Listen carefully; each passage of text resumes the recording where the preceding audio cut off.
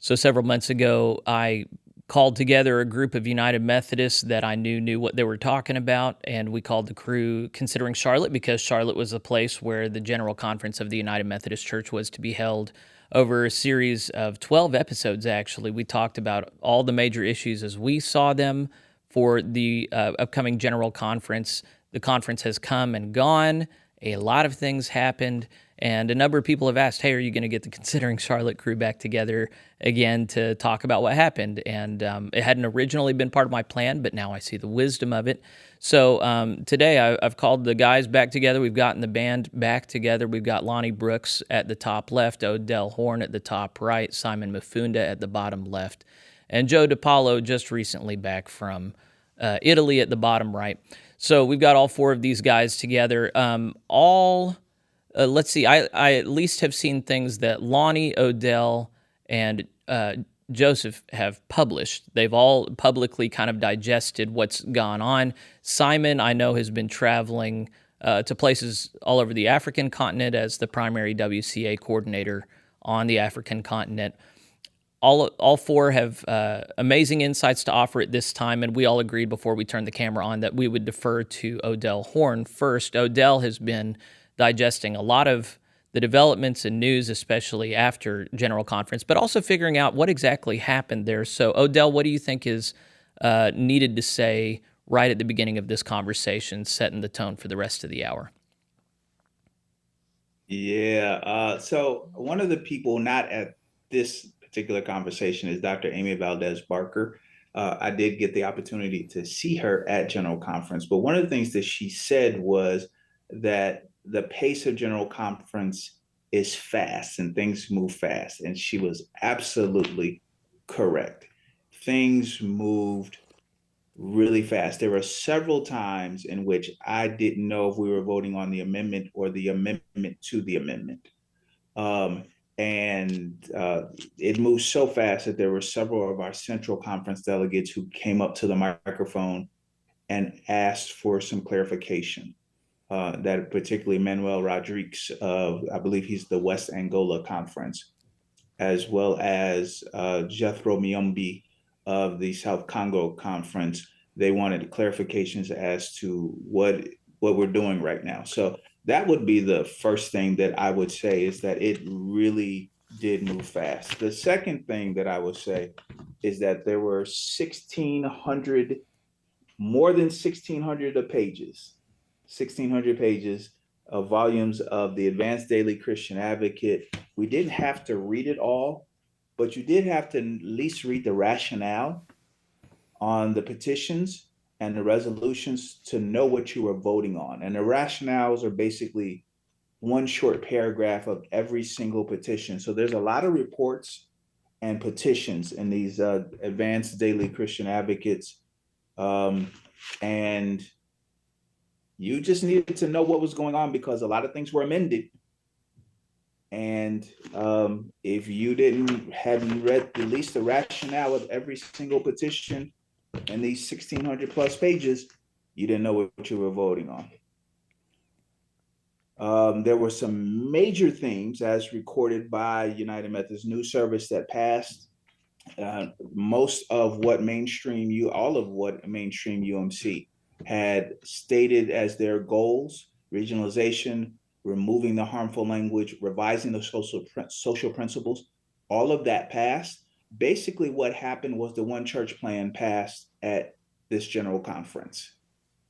And in addition, it was not necessarily what happened, it was how it happened. Mm-hmm. There was a lot of passing legislations on consent calendars, in which some of our Central Conference delegates came back and said, we need to reconsider a vote that we took yesterday that was on a consent calendar, and we voted yes to something that we didn't want to vote yes to. I believe that was Sylvester Mutomba, who was of one of the Congo conferences, who spoke out against, I believe that was Sylvester, but there were several times in which there were reconsideration requests that, in order, Robert's Rules of Order, if you want to have want to reconsider a vote, you have to have voted in the affirmative to have a vote reconsidered. And some of this was just, it just moved fast, and there was suspension of rules, there was bundling of legislation. And I felt that that was an attempt to silence debate or silence dissent. And then there was, again, just the consent calendar where things weren't explained and people were sort of lost and they were just voting yes. Because in some cultures, when you say that there's a consent calendar, another word of saying that is that there's an agreement calendar. Consent equals agreement. And there's been some agreement that has been made and people are just voting yes. And I don't think everybody understood. And several of our Central Conference delegates got up to ask for clarifications because they didn't understand some of the things that had been going on. So that was the major takeaway that I had for General Conference. I felt like there were some parliamentary tricks that were happening. And as a result, some of our voices were silenced against opposition to some of the major legislation that was being proposed. So I'd add a little connecting tissue just for viewers. I was able to live stream probably 90% of the plenary sessions and offer commentary, and had some really smart people on with me to help understand this stuff. The consent calendar was something akin to an omnibus bill. If you know anything about our federal legislature, there are certain legislative packages that are supposed to be such a slam dunk that you can put them all together and vote on them. The way that apparently, I mean, this has been the process of General Conference, not just this year. They didn't introduce something new. This has always been the practice. Some people have said that the consent calendar was used much more heavily than in previous years. But my understanding is that, okay, I didn't really understand this before this General Conference. There are several different legislative committees that break up in the first week to review all of the different petitions. They're broken up by topic. And whenever a petition is a slam dunk in the legislative session, and I think there were less than 10 people that had a problem with it, then it got put on the consent calendar with all the other slam dunk legislation, which was then brought together to the floor of General Conference. And then that could be, an individual item could be removed from the consent calendar with a certain number of delegates saying, hey, we want to take it off and debate it. But that did not happen at this General Conference. In previous General Conferences, it was my understanding that conservative caucus groups in particular worked with non-American constituencies to understand the consent calendar and the processes going on and knowing how to maneuver. This year, I talked to Rob Renfro, Tom Lambrecht. These are public conversations. People can see these on my YouTube channel. And they both said, we did not try and stand in the way. We didn't educate foreign diplomats about how to stand in the way of these things. We let them happen. The only agenda we had was standing against, allowing disaffiliations to take place. That was the only thing we cared about. They didn't even stand against regionalization, even though that's what the Africa Initiative said it was against. But it was surprising to me, Africa is not the same thing as conservative caucus groups. They align on some things, they don't. But it seemed to me that the African leadership either forgot how these things worked or didn't care to educate their own people on how to stand in the way of these things going through. And so, there's been a lot of questions about what the African delegation was thinking while they were there and what has been going on ever since. A lot of them seem to be shocked. A lot of them don't seem to be shocked at all. Rob Renfro said a lot of them are actually happy because now they finally are not getting gaslighted by people, and it's finally seen just this ascendant ideology that's prevailed. So, Simon, how would you represent what has gone on, what was going on the African delegation at the time because you were there, and then what's gone on ever since? What do you think is important for people to know?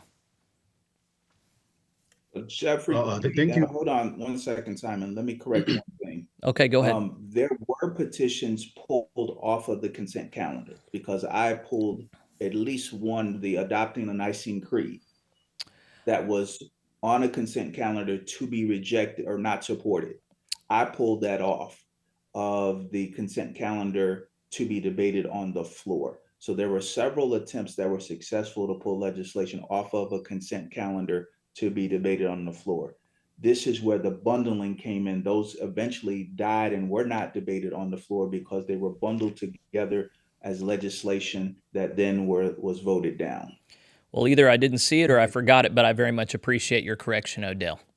So let's go back to Simon, though. Could you pick up where we were going?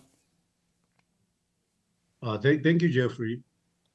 Very rightly so, that the pace was quite a fast pace of the happenings there at General Conference. But maybe let me focus more on the African delegates or Central Conference, but maybe with a special attention to the Africans. A number of things were going on within the African delegations. First and foremost, we had a good number of first-timers, delegates who were attending General Conference for the first time. That is not a small task, to try and cope with what was happening. And among those, many of them only received some of the literature or the ADCAs like last minute.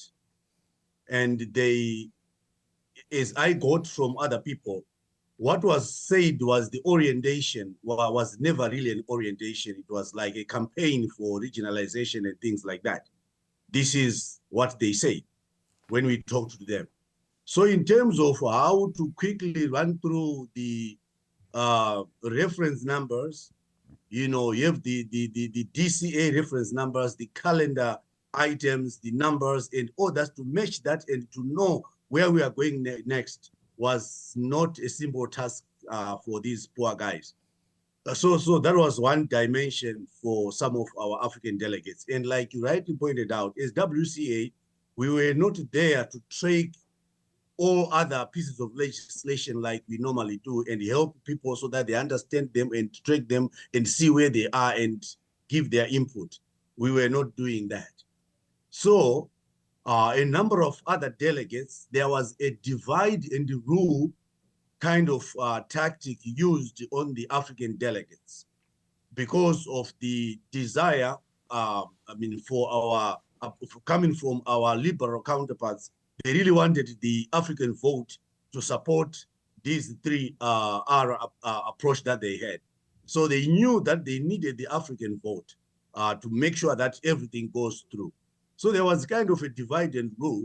So there were some Africans who were kind of convinced that, this is the way to go, although they didn't have a challenge on the social principles, but already they were caught up in some kind of confusion. And at the end of the day, a number of delegates were saying, no, we were misled.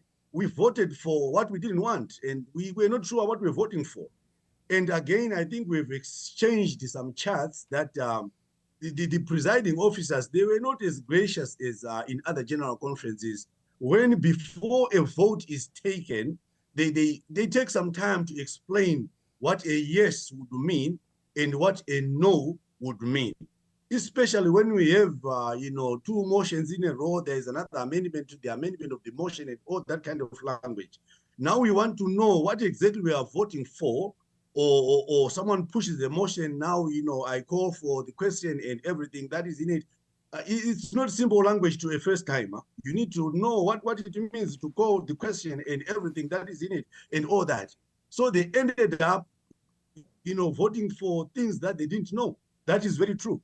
So this was adding up to the confusion. At the end of the day, you then see that something that was strongly being opposed by Africans in the corridors and during the build up to the general conference, you then surprised to see the pass mark or the pass rate is something like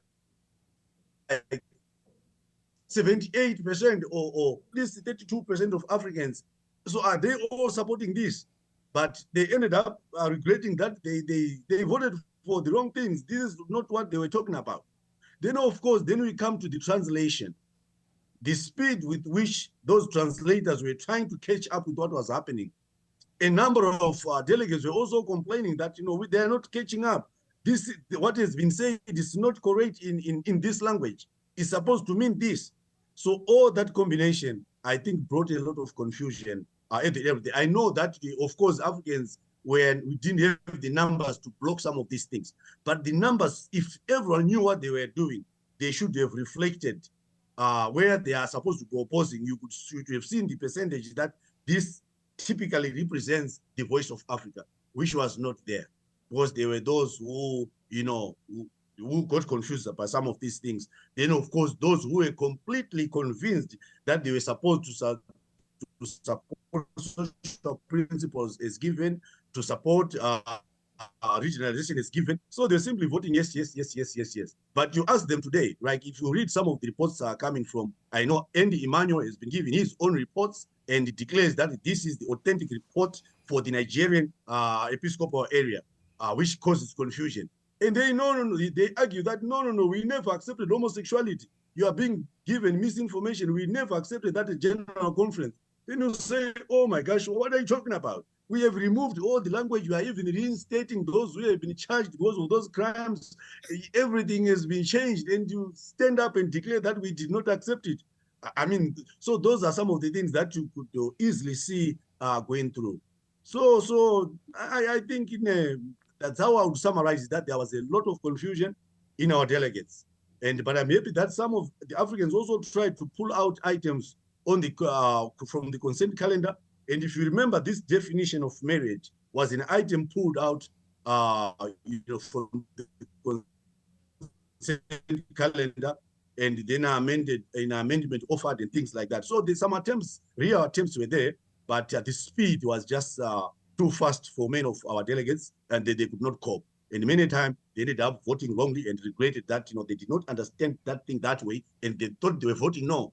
In actual effect they were voting yes. So those regrets are there, and you could see the disappointment, and you could see that physical on their faces that some of these people, they voted for the wrong thing, but it was all too late. Would I be right in thinking, Simon, that this problem has also been present at previous general conferences? It is, but the difference is previous general conferences, we had free access, almost free access to delegates. We could at least help them go through those things. Say for Africa, let me speak about Africa. We could talk to our delegates, especially Africa Initiative, bring them together, help them track petitions, track these things and know what to do, and teach them about the language and all those things. But when we were building towards this, you have heard about the banning of activities of Africa Initiative in Africa, banning of activities of WCA in Africa. So our delegates could not meet with us. They were scared of their leaders. Well, they were told we have disassociated ourselves from these groups, yet those were the groups who were, at the topmost in terms of helping delegates navigate these things. So yes, those problems were there before, but I think we were in a worse off situation because our delegates never got the orientation. They were far behind in terms of coming here, coming to Charlotte. I'm speaking like I'm still in Charlotte. In terms of going to Charlotte, they were far behind. They were late. They were in a panic mode. They never had the chance to read that big volume that came at the last minute. So everything was behind for them. So I feel for them. I feel sorry for them. This was far, far worse off a situation compared to other general conferences before. So one assumption that I carry, or that other people might carry, is that at least when the African delegates are there together at the convention center in Charlotte, they're able to gather before and after plenary, make sure everybody knows what is coming up, what they need to keep their eye on, what the votes are that they should anticipate. Was there no such gathering? Were Africans kept separated somehow even once they were in Charlotte? Oh, yes, that was the other dynamic that I should have mentioned. There was some serious effort to keep African delegates separated. Some delegates were actually micromanaged by their leaders. We would normally call I'll give you a typical example. Africa Initiative, we announced, we issued out pamphlets, we issued out, invitations for a Sunday church service for Africans. I tell you, only the Africans aligned to Africa Initiative came to that church service, an innocent Sunday worship service. So all the groups that we knew were divided along these political lines. They did not participate. So, for example, Andy Manuel and this group could not come, and other groups from North Katanga under the leadership of their bishop, they decided to go somewhere else. And you could see all these groups dotted around. They could not meet, even during break time. They could not meet together around as Africans to do some of these things because they were being managed. They knew that once we bring them together, the Africa Initiative specifically will kind of influence these people towards their thinking on some of these petitions. So that was not wanted at all, because they wanted to ensure that the 3R strategy works. So one of the strategies was to isolate these groups. They don't meet, they don't discuss, and it goes on like that. And you could see it clearly. You could see people aligned to Africa Initiative, they're on their own. We try to invite people for innocent gatherings like a Sunday worship. They could not come. You could see that this is the North Katanga group on its own. You could see them. Even sometimes the attire that could put on had a special color that you could tell from a distance that is the group from North Katanga. They are on their own. And Emmanuel's group from Nigeria is on their own. And it was going on like that. The Mozambicans, the Angolans, that was the kind of setup that we had at General Conference. Bishop Mande Muyombo is the Bishop of North Katanga. I had it confirmed from 3 different sources that he brought delegates that had not been properly nominated by their central conference or annual conferences to vote. One person being very clear that a couple of those were personal family members of his. Ande Emmanuel, who has aspirations for bishop in northern Nigeria and has been openly rebelling against his bishop and spreading lies for some time, has designated all kinds of time and energy to building up a following there. And it would seem that both of those together were powerhouses for the Western interest as they came together. It's really quite unfortunate, but it is what it is. And a lot of people, the irony of Muyombo bringing illegitimate delegates is because it was inferred by the credentialing committee, that it was conservative conferences that did not abide by proper credentialing, when it was actually the institution that did that. So I don't know if there's any follow-up to be done there or not, but I was scandalized when I learned that.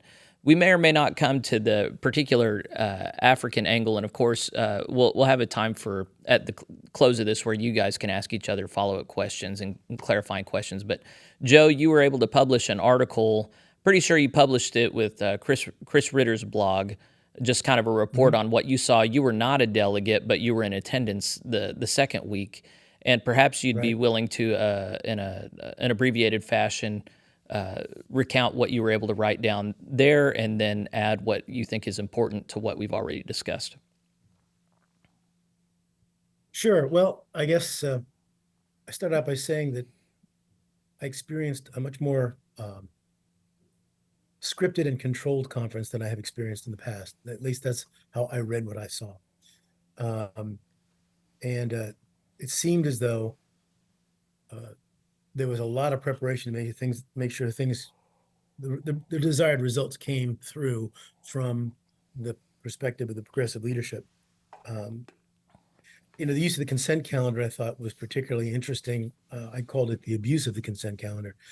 I think in the past, the consent calendar, you're right, the consent calendar has been a feature of United Methodist General Conferences for many, many quadrennia, and they typically are non-objectionable things that, pretty much there is agreement on. But what was put through, large portions of the headline-making changes went through on consent calendar. I think 3/4 of the regionalization plan went through or more on the consent calendar. The lifting of the restrictive language on ordination went through on the consent calendar. And the problem with that, not simply from the confusion factor, which I think has been alluded to by Simon, is it does have the same effect as in Congress. So if you want to vote for some pieces of it, but not other pieces of it, you're in a dilemma, because you got to vote yes to everything or no to everything.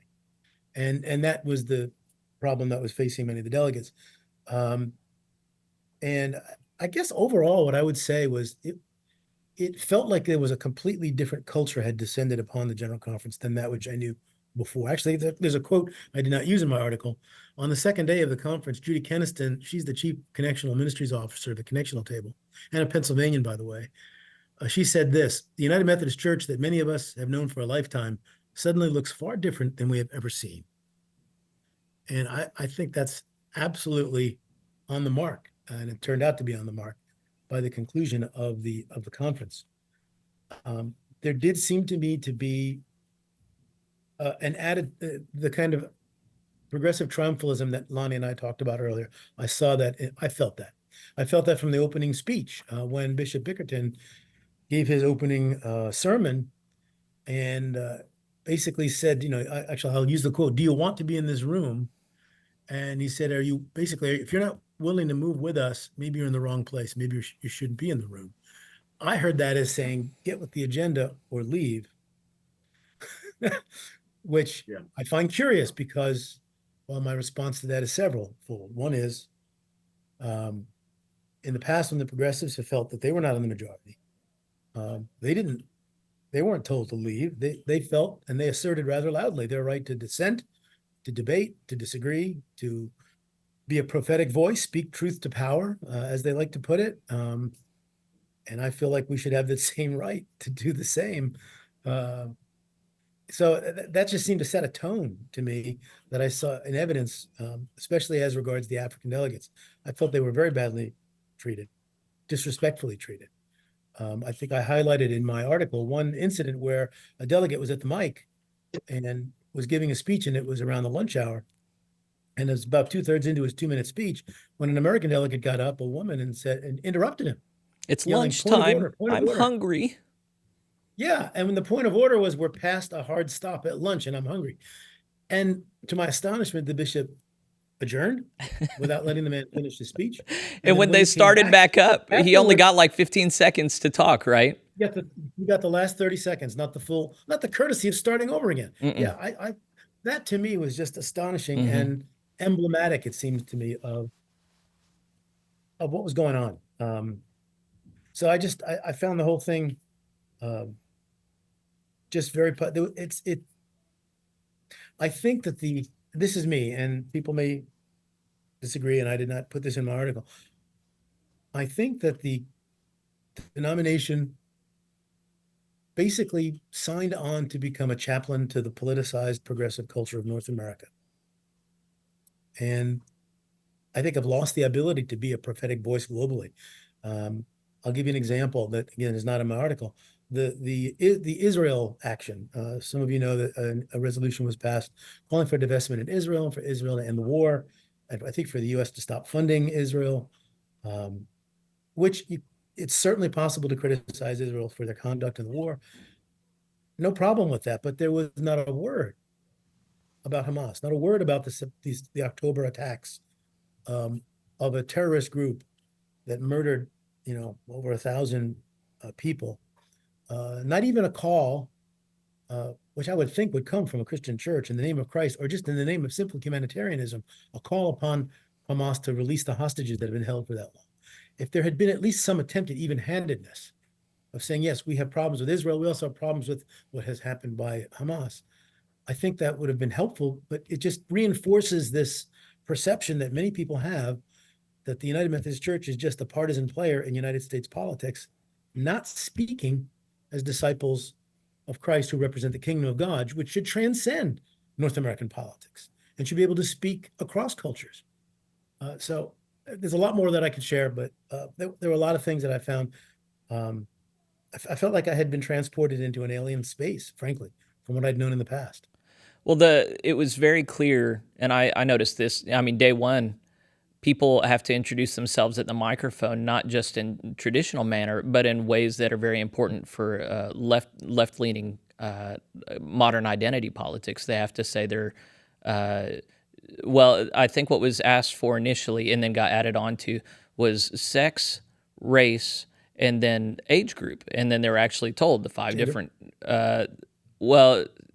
so sex and gender are synonymous for the most part, but eventually people did get up and volunteer here's how I identify, here are my pronouns. A lot of people added more to it. It just became a place where identifiers sometimes took up the first 15 to 20 seconds of a person's. And whenever you have that going throughout the day, I see that as demoralizing and just an ideologically, as you imagine, like these Western conquistadors coming and planting their flag on a piece of land and saying, this is mine now. That's what I received rhetorically from the far left of the denomination, just saying, we're claiming this, and everyone who's going to have a voice on the plenary floor is going to conform to our understandings of identity and the importance of redistributive identity before they can even present their ideas to the assembled body. So that felt like a huge imperialist overstep that for some reason everybody was okay with, which I just see as a sign of the times. And I understood the rationalization for it, but it was still such an alien sea change. It was an indicator of a cultural shift in a big way that the Americans did, so everybody's got to do. And that sort of measure, while bemoaning colonialism, just seems very strange to me. It seemed very strange where when we were talking about regionalization, everybody acknowledged that the jurisdictional conference is a racist thing from the past that needs to go. But then in week 2, they're holding very firmly to it and saying every jurisdiction needs a minimum of 5 bishops and fighting over that and using the jurisdictional conference system to get what they want. Yeah, that was another thing that I thought was very interesting in how the Africans were treated, which was the apportionment of bishops. Mm-hmm. So so they kind of disconnected in the U.S. What had been the practice in the past is that there were certain minimum membership levels that had to be met to be able to have bishops to support it. So that's no longer the case. Now it's going to be for missional needs, I think is what the phrase was. Right. That will determine how many bishops the jurisdictions can get in the U.S. And if they wanted more bishops than GCF&A can pay for, then they can pay for it themselves, which of course is much more possible in a North American context than in an African context. At the same time, previous promises to increase the number of African bishops to 5 was reduced to 2.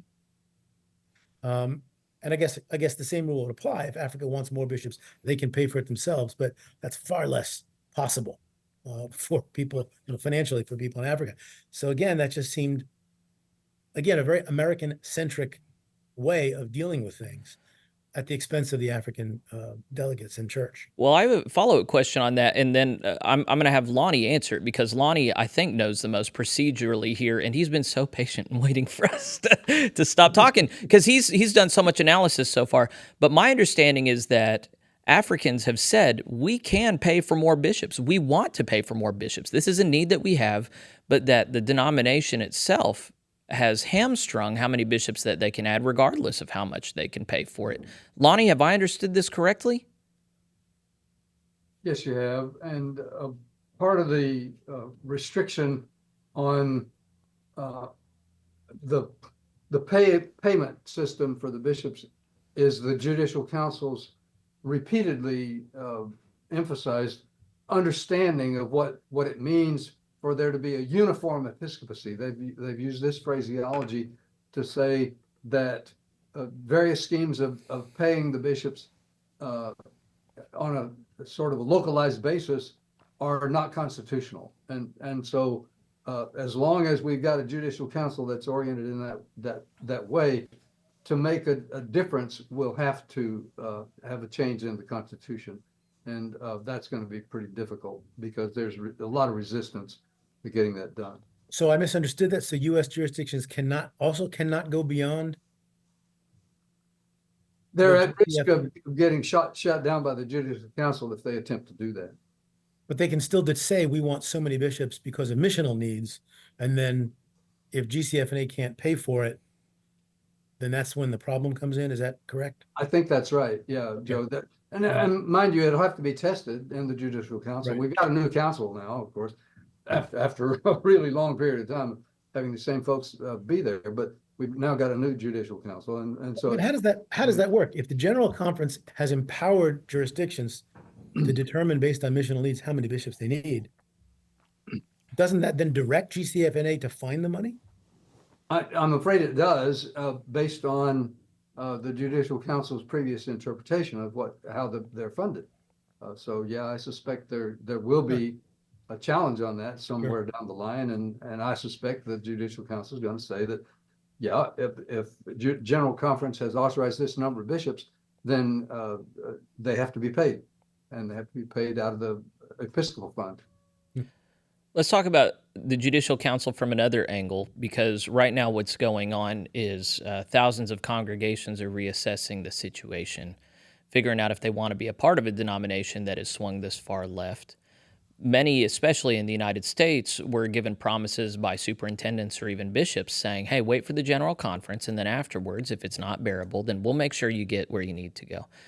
Holston Annual Conference, Indiana, a couple others have said, yeah, we're going to make good on our promise. Here's the process. Here's what we intend to do this year. There are others, like Illinois, who've said, nope, we might have said something that you understood to be like that, but no, we're not doing that anymore.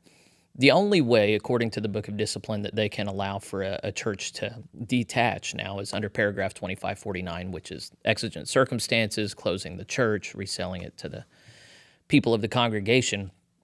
The way that can, I mean, so already there are annual conferences that are not going to use that at all. They're not interested in that. But of the ones that are open to it, the concern is that the Judicial Council will now make a ruling saying, no, you can't use 2549 that way. Annual conferences stop right now.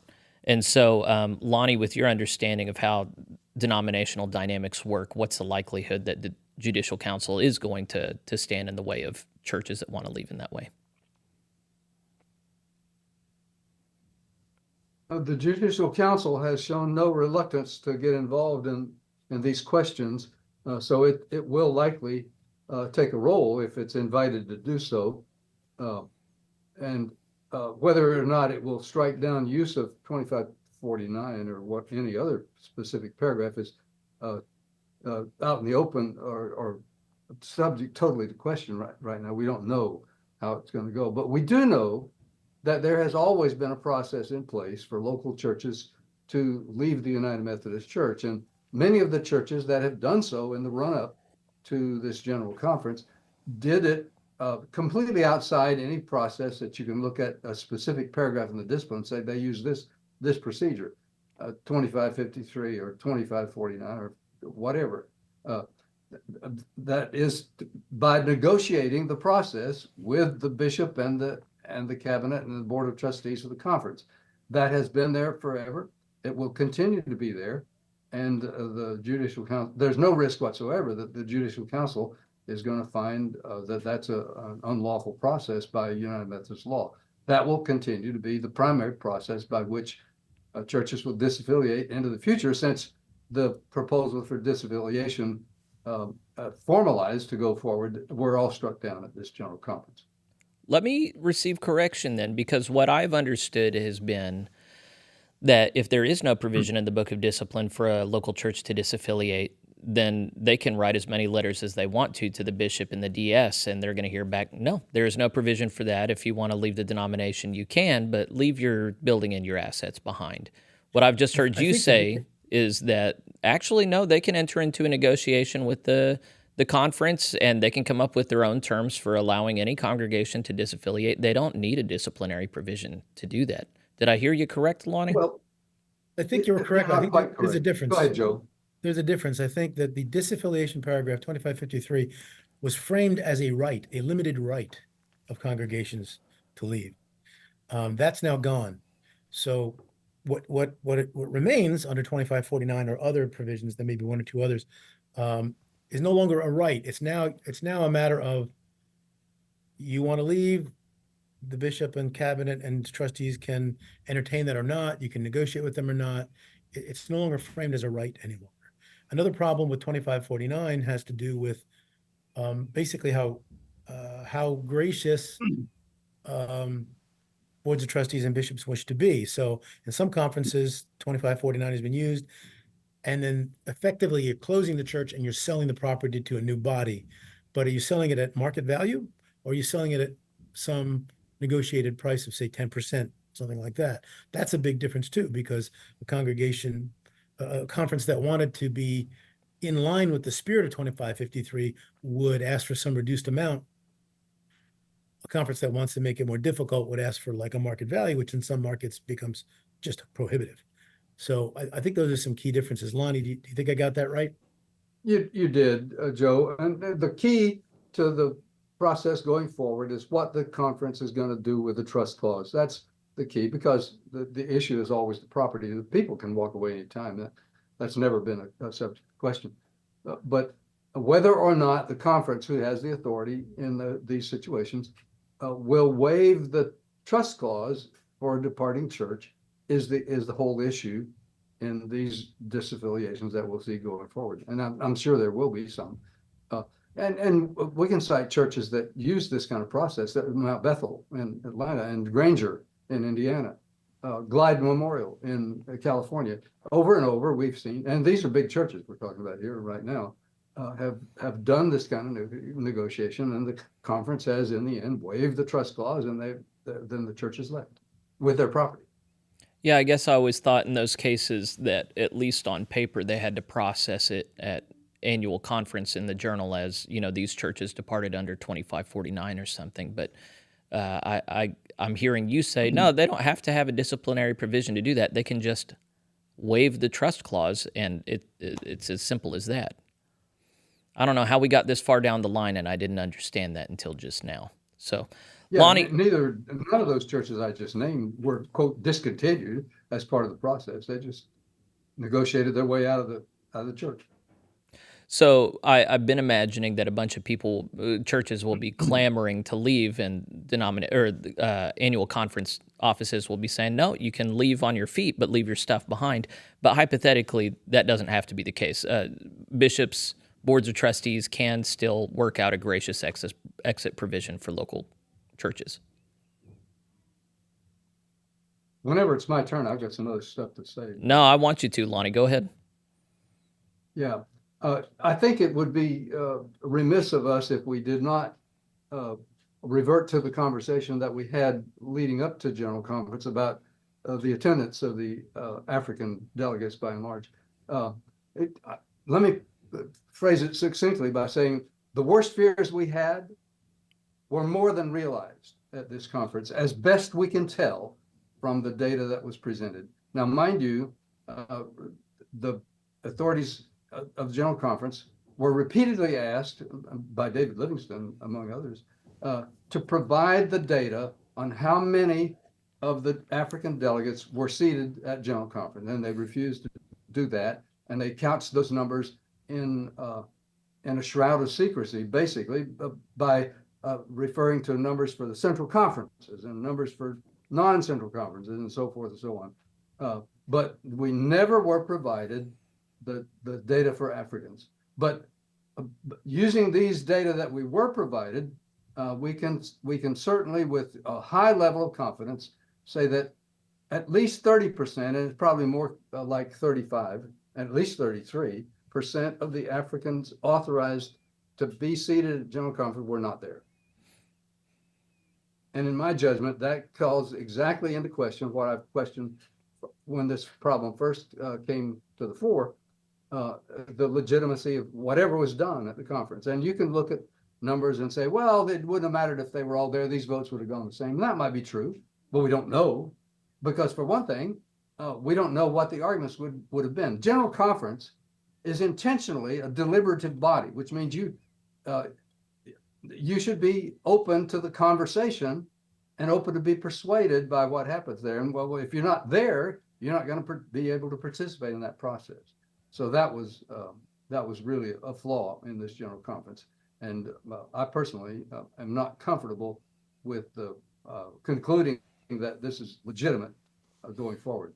And I have some real strong thoughts about the regionalization. And mind you, I put this in the context that regionalization as a concept was something I supported from the beginning. In fact, I was on board with this even before the Christmas Covenant became part of the action. I thought regionalization was a good idea, and I've submitted petitions in the past to begin that process. But the regionalization plan that came forward and was adopted was significantly flawed. In fact, I think that it's being couched by its primary supporters as a great benefit to central conferences was a total smokescreen. It wasn't true in the beginning. It's not true now. In fact, my guess would be that whoever was able to sell that to the Central Conference voters would be able to sell freezers to the Inupiaq and far north of Alaska, because that was a really good sales job. The only beneficiary of this plan for regionalization that was adopted are the people in the United States. People in the Central Conferences are not beneficiaries at all. The benefit being touted was that we've got regional autonomy to make adaptations of the Book of Discipline. Well, the Central Conferences had that already. And there were some marginal changes, I suppose, made to make it more liberal a little bit, but I've got to see what the amendments were that, so what was finally actually adopted. Don't know that yet. But I can tell you for sure that the primary beneficiary, and by intent, as far as I can see from reading the legislation, was the United States. We came out of it in the United States with jurisdictions intact. And I know hardly anybody who actually thinks that's a good idea.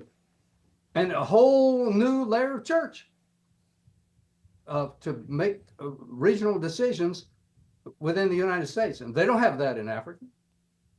They don't have that in Europe.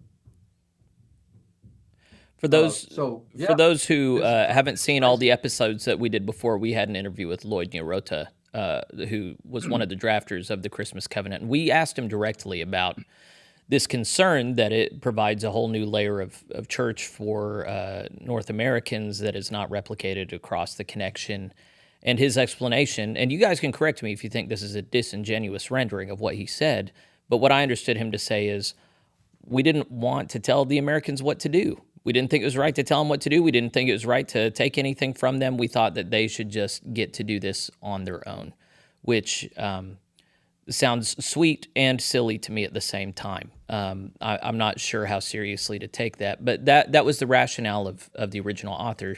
Regardless of whatever rationale or intent there was, Lonnie, you're highlighting very clearly the impact was creating a whole new level of bureaucracy for North Americans that they can use for self-referential and insular purposes. So sorry to cut you off, brother. I just wanted to point people towards the Lloyd Nyarota interview if they want to go back and try and reconstruct how this came to be.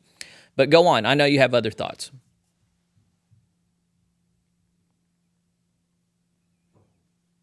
Well, I did support the removal of what I think of as the harmful language, along with the people who supported that process there. And so by and large, I was pleased with the outcome. But what displeased me greatly was exactly what has been articulated here by others, was the tone of the work going forward and the process that was followed. I agree with all that's been said about the overuse of the consent calendar. And mind you, I've been a proponent for a really long time of the benefit of parliamentary processes, and this is far and away from the primary focus of the progressives, because they abhor parliamentary processes and always are advocating finding some alternative to it. Well, I think there really isn't one, that because the intent of parliamentary processes, as Roberts put it forward, was to empower the voice of the minority while leaving the ultimate decision to be left to the majority.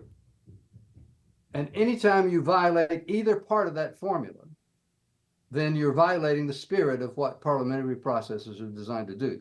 And it seemed to me that the situation was being manipulated at this General Conference specifically to disempower the voice of the minority and to silence it. And that's not in the spirit of parliamentary processes. The consent calendar was overused. Now, mind you, part of that was simply because of the overwhelming majority in the legislative committees, because the rules were not changed about use of the consent calendar. If fewer than 10 votes were raised against the prevailing side in the committee, then the item went on the consent calendar. That didn't change, and that's how the items got on the consent calendar, and that is legitimate. But the process was clearly being restrictive on how items were lifted from that calendar for individual attention. And then even after that happened, the effort to bundle those things for vote was an obvious and definite intent to silence the majority and just not even give them a voice. We're not going to talk about this. We've already decided how it's going to go, and that was that. It was done. That was bad spirit. That was definitely against what the church is supposed to be about. Of the Lonnie, I think it required 20 votes from a legislative committee to lift something off the consent calendar, correct? Yeah. I think that's correct. That's correct. Yeah, you had So to that have had to 20 also then votes be lifted.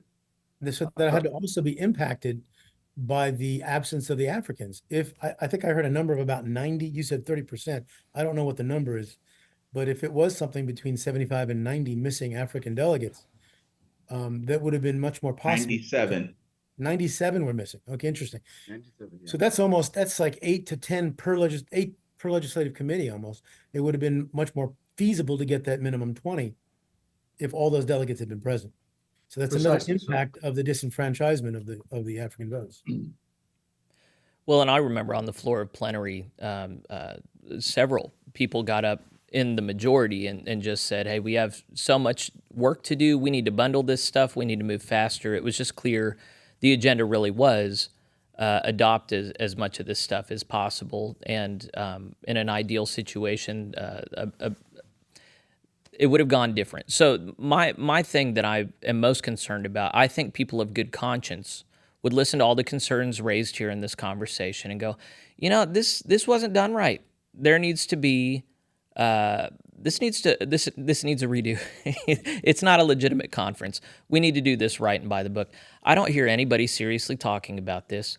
There is hypothetically the possibility now that at least regionalization goes out for ratification for all the annual conferences to vote on, and it doesn't pass ratification. I think a lot of people, for a long time I was putting hope in that, but I think what was revealed in 2019 was that progressives really are not going to follow fair process whenever it doesn't suit them. If they had, they would have left the denomination after 2019. So to put hope that they will take no for an answer at the ratification process feels silly to me. Why would they take no at that point when they didn't take it at 2019? So I've for a while I wanted to give hope to Africans and Filipinos. Hey, just vote it down when it comes to you, and you'll have control of your denomination. And I think that would be a lie now at this point. I think it would be a lie to imagine that progressives are going to feel any shame at ill-gotten gain or any compunction to obey the will of a global majority if it's made known in the annual conferences. So does that sound hateful or disingenuous, or does that just sound realistic at this point? Let's go to Lonnie first, and then I want to hear Simon's thoughts. I haven't yet bought into the conspiracy theory, Jeffrey, so I do not think that there is likely to be some great conspiracy from the left to manipulate the votes in any other way than the legitimate ways in which we, quote, manipulate votes at the ratification process. I think that each member of an annual conference is going to be able to vote however he or she feels like voting on these things, regardless of what is said. Now, mind you, whoever said, and I can't remember which one of you did, that the orientation, it was Simon, you said, the orientation was just a indoctrination about regionalization. That's true, but it's also been true in the past. We've had these, quote, orientation sessions, like in 2016, for example. There was a formal orientation for all the delegates, and even those of us who were not delegates, but reserve delegates, were invited to attend these things. And it was a nonstop 2.5-hour presentation on what how important it was for you to vote to support Rule 44. The whole thing was just oriented that way. So that's not new. The orientation is going to serve the people who are in power. So, Lonnie, just real quickly, if I could correct, I did not mean to make it sound as though I think that progressives are going to be able to manipulate the vote globally. What I meant to imply was they don't care what the vote's going to be. Even if it doesn't pass ratification, they're going to continue forward with regionalization because that's what they want anyway, and they don't take no for an answer. So I don't think they can do that. I don't think they can do that. Nope. They have to get the ratification vote for regionalization to pass. Yep. I think that they'll just keep bringing it up. They'll find other ways to. In the past we've had constitutional amendments defeated in the past, and they've not been implemented. So in that event, it could be if enough non-American delegates hold on and vote and refuse to ratify, then they're going to have a whole new slate of delegates at the next General Conference, which would be a conservative majority, and they could just simply reverse everything. And that seems like a statistical inevitability unless everybody jumps ship before the next General Conference. Am I seeing that right or wrong, Joe? I think that's possible. I think at a minimum, what you'll see if ratification fails is the 2028 General Conference will be a much more divided conference again. There'll be, if not a majority, it'll be pretty close to even in the delegations, and it's going to be hard. But I do think that there's a real possibility that there's going to be a lot of jumping ship between now and then. So that may also impact the numbers for the next General Conference. And I'm not sure whether special. Maybe Odell, you know this. I'm still not sure whether there was talk about a special General Conference in between. I don't know if that's still on the table or not. Well, the GCFNA released a report about the numbers, and there are now 4.5 million Central Conference delegates, which is down from 6.4 million Central Conference. How did that happen? How did they lose 2 million members? There has not been an explanation as to why there's a decrease from 6.4 million in the 2019 GCFNA report to 4.5 million in the 2024 GCFNA report of Central Conference members. So Americans will be the majority based upon the numbers released at this General Conference from GCFNA.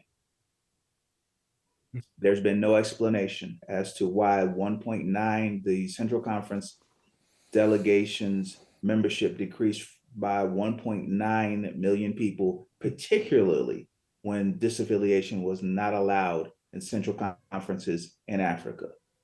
That is one of the big stories that went under the radar. That's incredible. I'm speechless. That makes no sense to me. Simon, when you hear that the Central Conference delegates are accounted as 2 million less by GCFA than it was a few years ago, what's there to be said, Simon? Thank you very much. That's very suspicious. I was going to come in starting from the issue of the ratification vote. First and foremost, our liberal counterparts needed to make sure that these things, the 3R strategy works at this particular General Conference. It had to work. Why? The dynamics are like this. If we were to go to the next General Conference, assuming everything equal, going to the next General Conference, assuming all the numbers are in place, everything, obviously the Americans will be the minority. And they would then never pass these things in any other General Conference after this one. So this was a hill to die on for the liberals. So number two, why I'm saying it is suspicious, it could be intentional, an intentional mistake to make sure that the next formula to allocate delegates will make the Americans a majority, to make sure that they hold on to what they have passed this General Conference. Nevertheless, there are some other dynamics in the making right now. We don't know. I'm starting to feel that probably the ratification may just sail through for one main reason.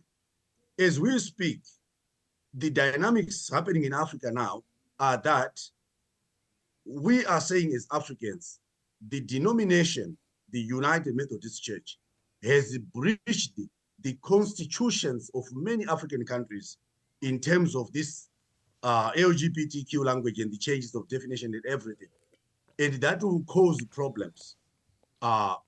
Many churches will start to face their governments in terms of how they will go forward with a whole change of this thing, which is against a national constitution, and this denomination has made a shift. That will present some problems. And that may cause probably churches may use the constitutions of their land to disaffiliate and not the book of discipline, because the constitution of the land is superior to the book of discipline of our denomination.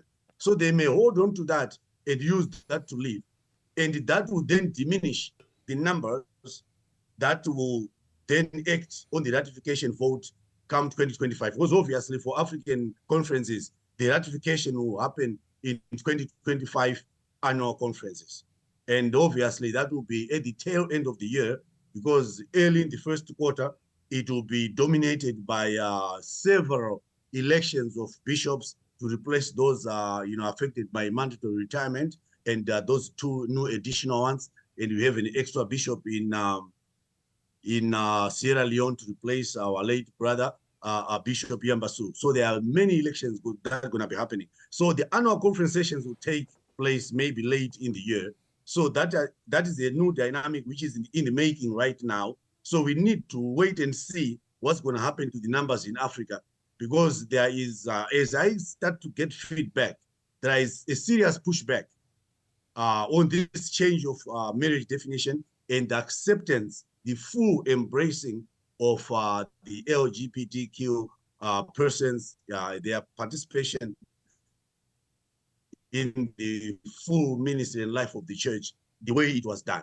In summary, for the common person on the pew, the denomination has embraced the practice of homosexuality. That, Zimbabwe is this constitution, this may decide and vote, that's another level. But as a denomination, this thing is now in black and white in the book of discipline, and people can now do it.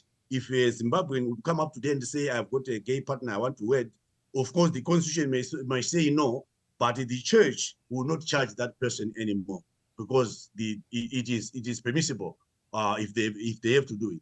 So I think that's a dynamic that we have to look at. So that's why I'm saying this could be very suspicious. It could be a very intentional mistake, and no one ever picked it and challenged it. Thanks, Odell, for picking that. I never picked it up, and so it has glided in. And when we get to the next level, the formula that will be used, if it uses those statistics, then obviously is giving the Americans an upper hand. So they will remain in control, because they will get more delegates on the floor than the central conferences. And that will present another dimension of problems in the future new UMC. Okay. If I were a viewer, I would. Okay, Lonnie, I see you. Let me just ask my question, and then Lonnie will come to you. Odell, I sent you a private message afterwards. I remembered legislation about liberation of black churches not holding the trust clause over them. Was that a real thing? That was a resolution. It's a resolution. It's not binding. By strengthening black churches for the 21st century. That is correct. Okay, but it's not binding, so it's just nice words. And it was sent back to strengthening black churches for the 21st century to reword it. Okay. It may come back as a petition. Okay. Lonnie, what were your thoughts? There was a question raised earlier somewhere in this conversation about whether or not we were going to have this a special session of the General Conference in '76 that the Council of Bishops has said it will call. Now, it hasn't changed that yet officially, so that we're still under threat that the Council of Bishops will call a special session of the General Conference for '76. 26. However, I said just 76. Yeah, American Liberation Year, whatever. But yeah, in 26. Thank you very much. Not 76. But the only reason for there to be a special session in 26 would be to bring some things to completion that were begun at the just completed 2024 General Conference. Well, as far as I can see, there wasn't anything left hanging. I mean, there's some stuff to put together, but the legislation's in place to do that, like forming this regional conference for the United States. That has to be done, but the legislation's there to do that already. So I don't see that the Council of Bishops actually has any good reason to call a special session for 26, and I just hope they don't, because it's going to cost us $8 and $9 million to do that if we're going to do it. And I don't think the church has that much money to spend right now. Yeah. We need to wrap for today, and I don't know if we'll do this again. There's still tons of things to talk about, but one attaboy for the United Methodist Church, and we should, I need to give attaboys, but in 2028, it's already been announced that they intend to convene outside of the continental United States for the first time in Harare, Zimbabwe, right? No, wait. Where is That's it? doubtful. Why is it doubtful, Odell? Simon can fill in, but even though it was approved for Harare, Zimbabwe, and announced in 2015 for 2028, Simon may have more information, but I doubt if that's actually going to happen. Yeah, that's what we still have. It was approved. It was invited and approved, and we offered Victoria Falls and Harare as possible venues for that. And Gary Rice made a visit here. We took them around, and they were happy with some of the places. So whether it's still holding, that's another story. We were supposed to be in the Philippines, but it was canceled. So I hope they may not cancel, because at least they didn't want to do it while Mugabe was still alive. So now that Mugabe is gone, I'm sure they may consider coming. But at least they wanted to make sure that they come at least post the Mugabe era. So we're hoping that they will do.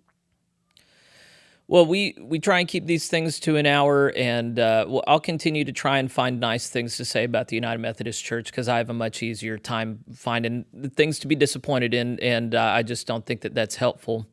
Simon, were you saying there was something else to say? Go ahead, Simon.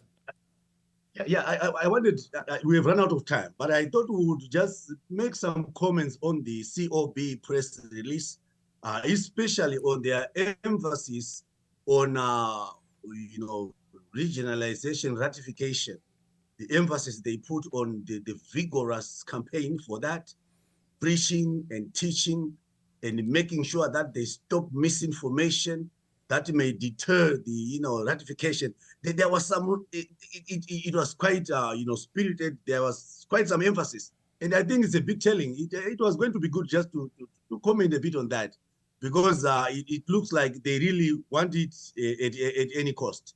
Are coming out of that, but unfortunately, we've run out of time. Maybe when we meet again next time, we may need to look at that and just analyze it.